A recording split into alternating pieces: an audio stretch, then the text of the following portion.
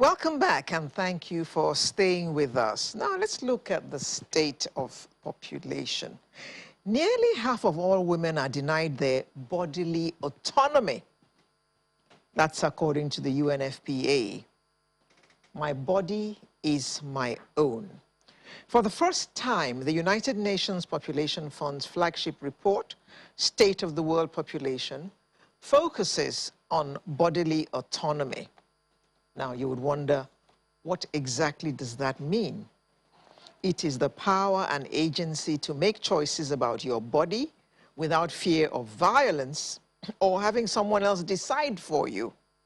This lack of bodily autonomy has massive implications beyond the profound harms to individual women and girls.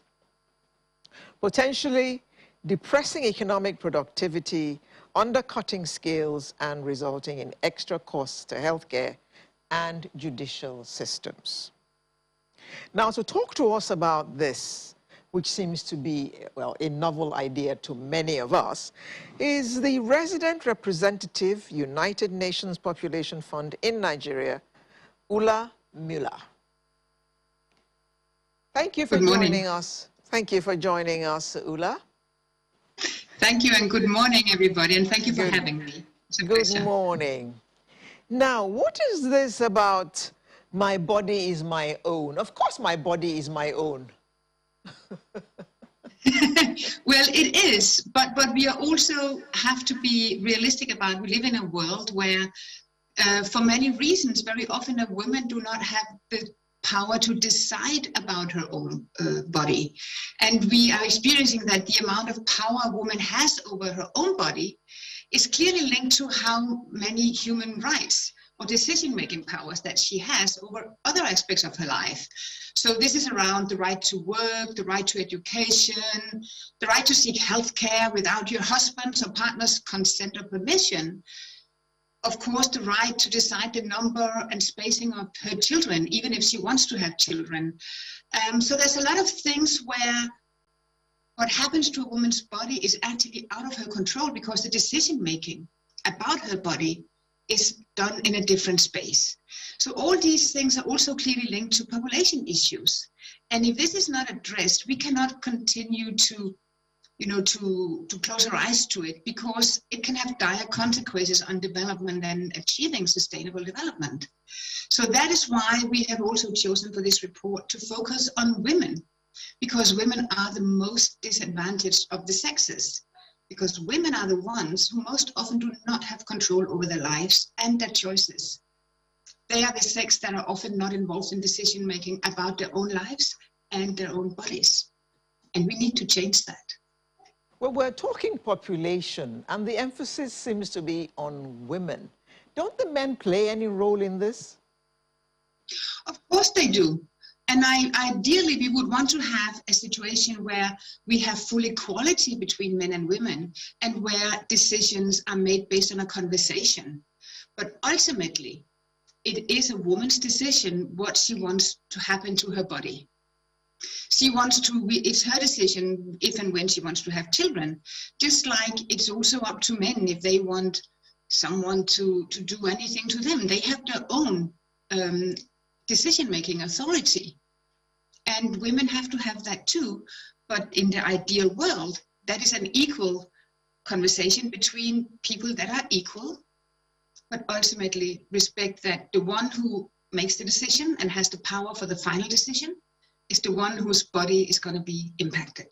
What would you say, what necessitated this conversation in the first place? What was it? It would seem like you have talked around it, but if you could, talk to us about what made it necessary to come up with this report, to even, take on this foray in the first place. As I said, what we are experiencing globally, and also you will also notice Nigeria is one of the countries we have featured in the report, is that, for instance, when we talk about early and child marriage, women are very often not, or young girls are not in a position where they make decisions. When it comes to childbearing, very often it would be the in-laws or the husbands who decide. When it comes to decisions about We also talk a lot about gender-based violence. That's also about bodily autonomy, because no woman should have to be exposed to that. And if that happens, she should have rights to say no. So this is about everything. It's also about ensuring that, a lot of women who are pregnant because of the expectations to her, a lot of young girls who are coming into early childhood marriages, also then end up not having an education because they get pregnant. So their bodily integrity and autonomy is really so closely linked to that lack of agency about making your own decisions. And what we see is that in unequal societies, decisions about women's lives and bodies are made by the men. So it is, as I said, it is a tricky, it's a sensitive conversation, but it's a really important conversation to have. Yeah. Yes, it is a sensitive conversation to have because of cultural leanings, especially in Nigeria. The number of children I'm going to have will probably depend on how many children my husband wants. And many times we don't know anything about birth control, so we just have children. Yeah. So, and this is where it becomes so important that we are aware about the fact that there are some rights attached to us as individuals, right?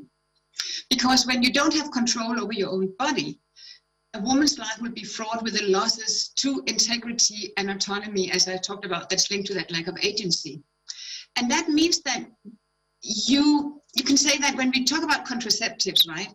So a lot of these losses that comes out of not having the power to make your own decisions are linked then to lack of contraceptive choices. And that leads to unplanned pregnancies. And they very often result in terrible bargains where unwanted sex is exchanged, for peace in the family, or they run through violations such as, other things, and very closely linked to child marriage. And also just remember, a lot of unplanned pregnancies is also coming for young girls. They're not all off in marriage. We have a high rate of teenage pregnancy, and that's linked to poverty. So an unplanned pregnancy for her would be a result from a terrible bargain where unwanted sex is an exchange for home and food, because she has no other mechanisms she can turn to cope. And the same also happened through violations such as female genital mutilation or cutting. It's not the girl's choice to be cut when she is still a young child. And that has huge implications for her health for the remainder of her life. So that's why we sort of have based also this report around the 3 guiding questions about who usually makes decisions about healthcare, who makes decisions on whether or not you should use contraception, and can you actually say no to your husband or partner if you don't want to have a sexual intercourse in any specific time. So it's as I said, and you also reckon, it's tricky, but it's about that information, right to information. A woman should have a right to access information about how she can make her own decisions about her own body. So that's where we start. Information. Just one moment on that. Let me follow up on Alero's question. On one hand is the place of the human right. Yeah. On the other hand is the place of culture, just as she has said. So there's that delicate balance. Now the third leg is the leave no one behind slogan of the United Nations concerning the SDG, one of which cases involves poverty, which you also referenced. Now, these are very, very delicate issues. How do we balance the place of your rights as an individual with the place of culture, which is the way of life of a people? Yeah, so this is indeed a very difficult conversation. I think it starts with a conversation. I think everything starts with us, all of us, trying to keep an open mind. And that means every participant in a conversation have to try and say, okay, I'm willing to have a different look at this. So that's where we start, respecting different views, different rights. I think when it comes to human rights, I think it's important to remember, I know there's a lot of pushback on human rights, but human rights are individual. And the government of Nigeria have also signed up to the human rights conventions. But we also have what is vested, if we talk about the girl child, for instance, the African Charter on the rights of the African child also offers a lot of rights to a child, which is a young woman being forced to marry, or a young child being exposed to female genital mutilation, just to use an example. And the African charters are vested in African culture. And so that's a different human rights instrument that we also want to apply and have a conversation around. And then I think one of my favorite quotes is actually one from Gracia Machel that I had the pleasure of engaging with at a point. And she said, and this is, people have heard me say this before, that culture comprises traditions. And traditions are man-made. Therefore, man can change it. And I think that resonated so well with me when I heard an eloquent African leader talking like this, because I think she's right. And what she's also saying is that we cannot use culture as an excuse for not changing traditions.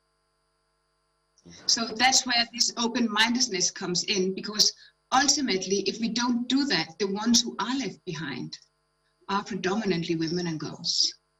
And then we will not honor our commitments. Well, very strong points that's been made there. So talk to us about this, the key findings of this report. You talked about the 3 dimensions of autonomy that's in the reports. Talk to us about some of the key findings. So I think I would focus probably on the Nigeria points, right? Where we would say that the report presents evidence of the proportion of women in reproductive age, which is from 15 to 49 years, who makes their own decisions regarding healthcare, contraception, and sex with their husbands. And this links up from 2007 to 2018. And as I said, for us, of course, Nigeria is the most interesting set of results. So the proportion of women who reported that they have the power to say no to sex is 70%, which you would actually say is quite high. And you would also say that in Nigeria, there's still a lot of work to be done, because you see significant changes in the indicator about having the right to say yay or nay to whatever you want. So you could say the proportion of women who have the power to decide on contraception stands at 90. And this does not necessarily translate into action. And there is huge state differences. So it really depends on what state we're looking at. So you would have places like Lagos, where you have a higher proportionality, and then you would have other states where it's lower. So I think we need to start looking at where is it. So if you look at the 2018 Demographic Health Survey, which is part of the basis for this, it shows that there's only marginal progress on key family planning and reproductive health indicators. So we've been at a standstill at around 12% contraceptive prevalence rate. And that means the percentage of women in reproductive age who uses a modern method of family planning. So a standstill at 12 and 12% in general is an indicator that that the choice is not as free as we think it is. It also indicates that the country's total fertility rate is very high. So right now it's 5.3, but we have again state discrepancies where we go all the way up to 7.1 in some states, and we are a lot lower in other states. So I think it is important to look at it sort of state by state and not only as a country, and also understand that if you're at 12% contraceptive prevalence rate, and in some states you're down to single-digit prevalence, that's an indication that it's not the woman's choice. Well, it's not necessarily always true, but it is an indication. Yeah. Okay. Does insecurity affect your findings in any way? Absolutely, it does. Because there is the situation always changes, I think, when we have insecurity. And that is in Nigeria, obviously, we also know we have high conflict impacted areas. So the report clearly shows and highlights that insecurity and humanitarian crisis negatively affects women's bodily autonomy. But it doesn't cite insecurity as one of the limitations of the findings. On the contrary, it really says that conflict and post-conflict settings are particularly conducive to gender-based violence, which we know already, and we also saw during the COVID crisis, gender-based violence really spiked. It also includes forced and child marriage that's a higher prevalence. And that is because of the factors such as the breakdown of the rule of law and security. It also changes in traditional gender roles and constraints on the freedom of women and girls.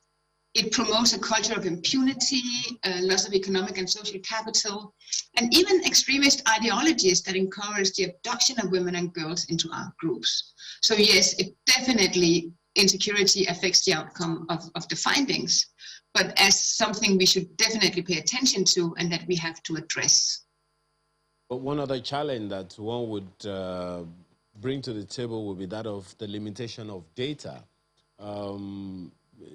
Because the report shows conditions in countries where data is available, sometimes data is not available. So is that how in any way would you say that affected the outcome, you know, of the entire process?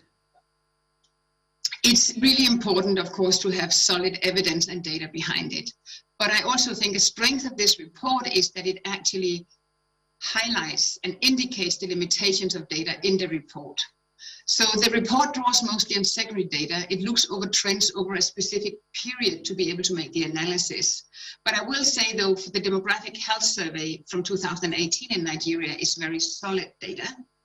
And then, of course, there is secondary data also that adds to that. So I think for Nigeria it's mixed, but it is limited access to valid data in many countries can really create challenges. And we have to be careful we don't paint everyone with the same brush. But I do think we have pretty good overall data in Nigeria based on the trends, because we have consistently done the demographic health surveys. So we do have very strong also primary data, I think. Yeah. Well, we have talked about some key indicators. One of them, which we haven't talked about, is education. We'll take that on when we return from this break. Just stay with us.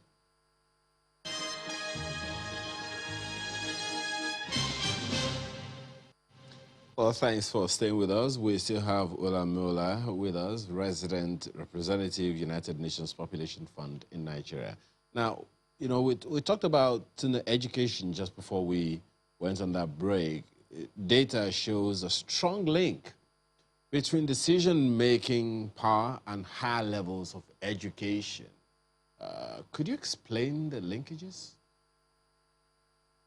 I mean, the report, as you rightly say, does highlight that women's level of education attainment is a key factor in determining how much power she has to say no to sex, but also to her decisions about contraception and healthcare and sort of her realizing a full potential. And that is, of course, because the more education you have, the higher your educational attainment, the more you are able to seek out your own information. You're more likely to be fluent in reading and writing. There's a lot of other things that come with education, and you're generally just more informed. And you access information differently, and you can process it differently. So therefore, I think it's not a big surprise that educational attainment is critical. But what's also important here is to notice that it's also the educational level of the partner of a woman, that's of a spouse or a boyfriend, is also positively associated with the participation in decisions about contraception and healthcare. Because just like when women have more information, when men have more information, men also want to have a healthy family, they want to have a healthy partner. They, you know, all of this sort of comes together with the ability to seek information and accurate first-hand information. So I think that's maybe the key differentiator on education, is that ability to seek information, to have different conversations. And we also know that a woman who has less education than her husband, she's also more likely to be subjected to sexual violence. And that's also about the equality that we spoke about a little bit earlier. Yeah. So education is really important, and the evidence also supports that. So the higher education a woman and her partner has, the more is the positive influence. Well, you know, you talked earlier about how delicate this conversation is. So this next question is kind of going to go in that tangent, but let me begin this way. The report that we're talking about here, titled "My Body is My Own," also documents many other ways that the bodily autonomy of women, men, girls, and even boys is violated. How does this happen? So, yeah, that's a good question. And I think some of it is probably because we also sometimes stray away from having the difficult conversations in order to change. Takes us back to that issue about what is tradition, what is culture, how does it change, how do we do that? Because no culture is the same today as it was 100 years ago or 200 years ago. But when it comes to bodily autonomy, we very often stray away from having these conversations. So as you said, the report highlighted many of the violations. It also includes slavery, female genital mutilation, as we missed it, but virginity testing, rape, and laws that prevent young people from accessing sexual reproductive health services and information, and laws that do not criminalize rape in marriage, and the list is long. So part of this is, I think, it starts by just sometimes maybe not being brave enough, because it can have dire consequences for the ones who is brave enough. And that is not necessarily me. It has to come from the community. It has to come from, but what we can do is we can support women-led organizations, for instance, to build that community advocacy efforts to also start having those conversations. But it's about not being too scared of addressing the sensitive issues. And these are things about sexuality in most societies across the world are sensitive. But they are also important because it is a big part of our life. So I think a lot of it strays from hiding a little bit and going back to Gracia Michel and saying it comes back to hiding behind culture and tradition. And thus we do not have those so important conversations that changes lives and also, may I say, save lives. Because it's also about preserving lives. You said something about healthy families the other time, and talking about a healthy family would definitely, it's not something one individual can do. So if, for instance, in a family the husband is saying something and the wife is insisting on something else, there could be some form of dysfunction in that family, wouldn't you say? That is where education comes into the picture, right? Because with education comes broader information. And that is part of equalizing the power dynamics. Because I think we very often take the power dynamics out of this. In many of these relationships we are talking about, the power dynamics are inherently unequal. But so if a woman who is perceived to be inferior to her husband, even if she has solid information that he does not necessarily know about, that can create friction. So it is really important that we think through how we equalize that relationship in those conversations. Because both, I mean, men and women we're so different, but when we are good together, the synergy we create is just amazing. And I think one of the arguments we often have, for instance, in families, when you talk to a husband is, if a wife is pregnant every year, first of all, you're likely to lose some of your children. The child mortality also increases. But you also have more cost on healthcare for your children. Even if the wife doesn't go, it impacts on the economy, that if you have children who suffer from stunting, malnutrition, there's a lot of other things. You need more food in the family. So healthcare cost, food cost, educational cost, all of that goes up. Whereas if you have a healthy family, and that's very closely related to spacing your children and making sure that they are healthy and that your wife is healthy before the next pregnancy, that leads to just better economy, also to buy the right food. You need less expenses on healthcare. So that, and you need, less to stretch education expenses over 10 years rather than over 5 years, gives you a healthier economy in a family.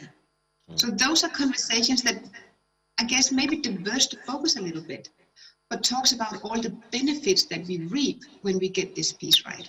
And I think that evens the playing field a little bit.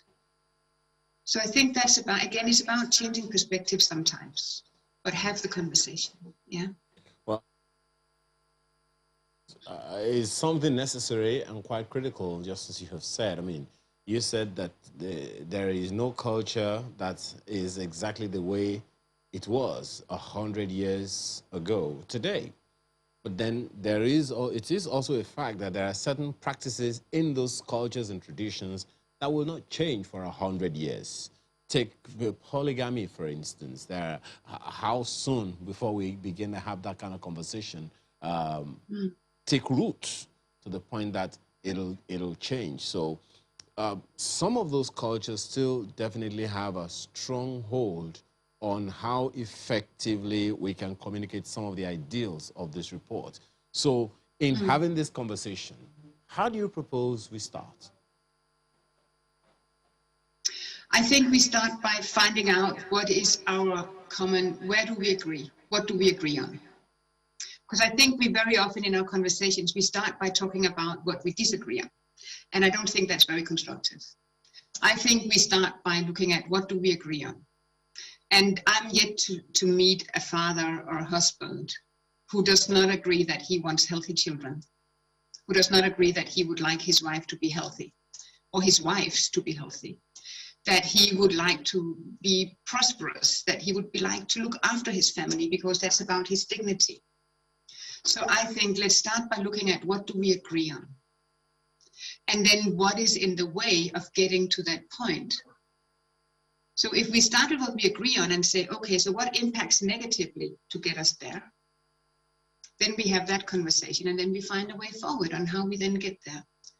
That way we build on what we have in common. And you know, we have so many things in common, just as by the virtue of being humans. But when we do that, we then continuously work on changing norms and changing values that have negative impact. And we do that because we focus on the positive impact we want to achieve. And it is much easier to get progress if we focus on the positive outcomes rather than starting a blaming culture because no one benefits from that. And one thing is for sure, women will not benefit from that. So if we have that conversation and put on how can we positively impact on women's health and well-being, and what is the positive impact that has on family health and our husband's health and children's health, I think that is a way to start.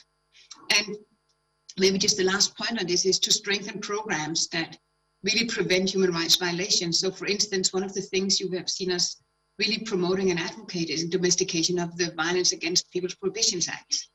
It's all about strengthening programs that really addresses human rights violations and work with girls and boys from a very early age also to change their perception. Because it starts in childhood. It's about how we're brought up, how men view women, and to have that, instill that respect for women and girls as equals from childhood, so that we provide equal opportunities for women and men as we grow into adulthood, and to provide opportunities so that women can be part of decision-making processes, especially decisions around her own body. So let's start by having common.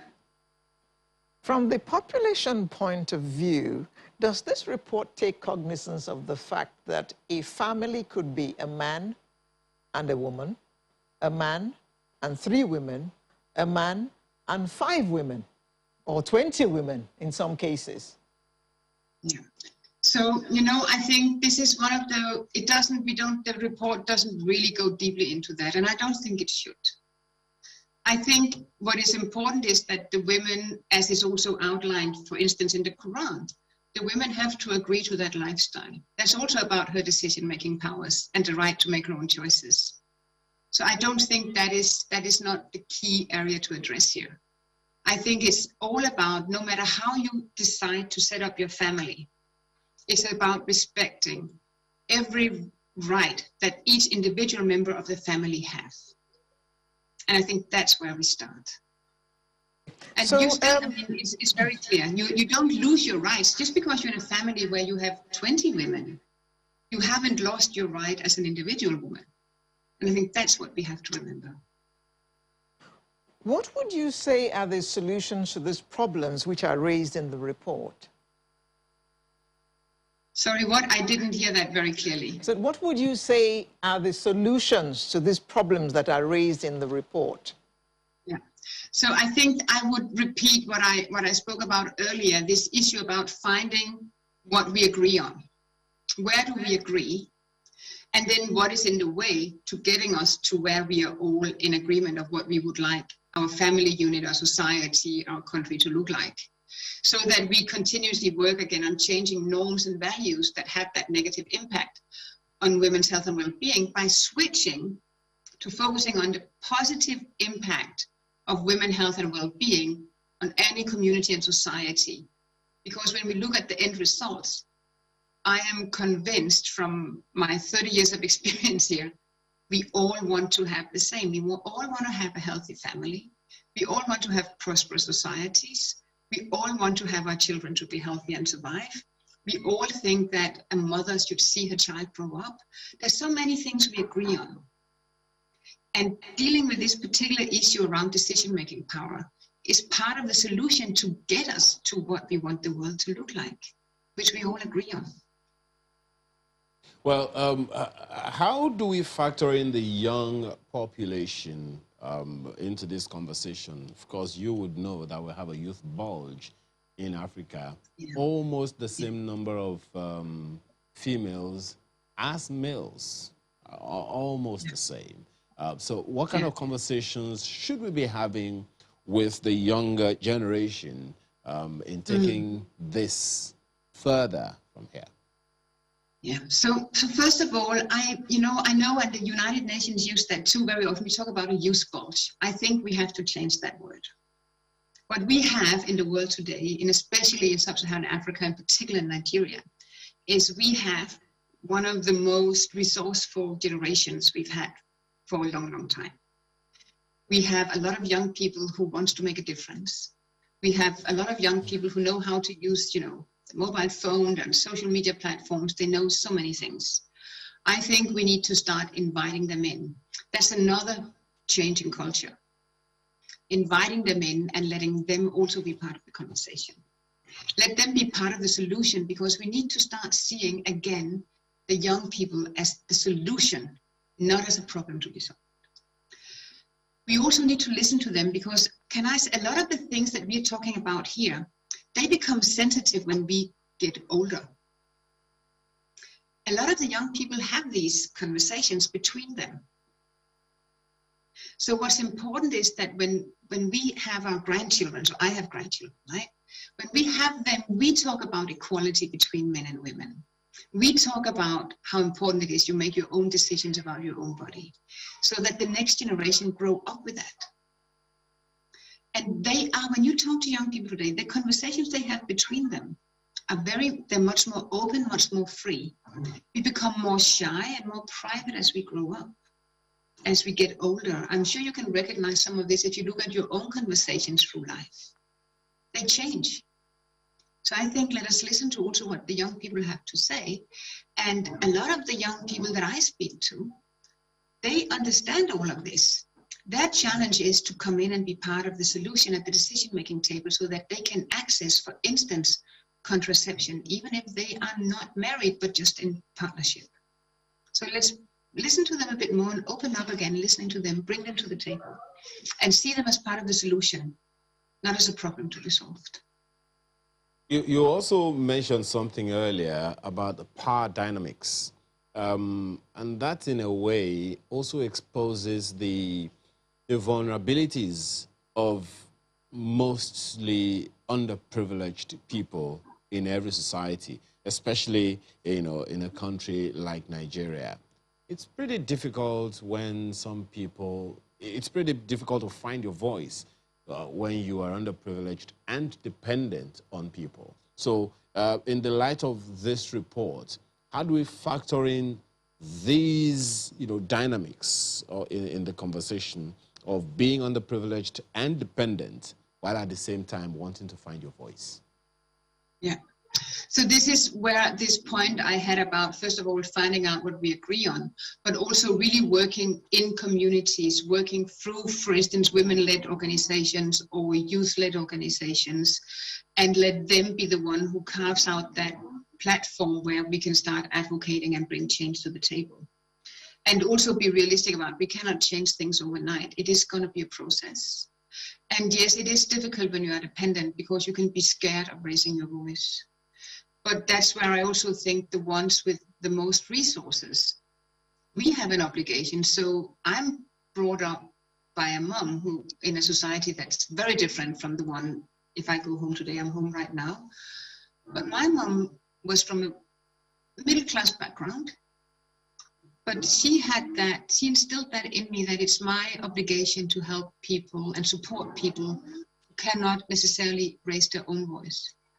So I have to lend my voice until they're able to do so. And that's what I'm grown up to say. And I think that's the same model we're using when we work through civil society organizations, non-governmental organizations, is that they lend their voice to the voiceless. And in Nigeria, you have some phenomenal organizations who really lend their voice to the voiceless, exactly the ones who are dependent. And they are slowly but surely changing the lives for the women who needs their support the most. And the beauty of that is that it's done by Nigerian organizations, for the Nigerian people, for the Nigerian women. And that's what creates ownership and sustainability. It's Nigerian-led. Well, we certainly have to thank you very much for your time and thoughts this morning. Olamiola is Resident Representative, United Nations Population Fund in Nigeria. Once again, thank you for your time. Thank you very much for having me. Have a lovely weekend. And you as well. We're back in a moment. Do stay with us.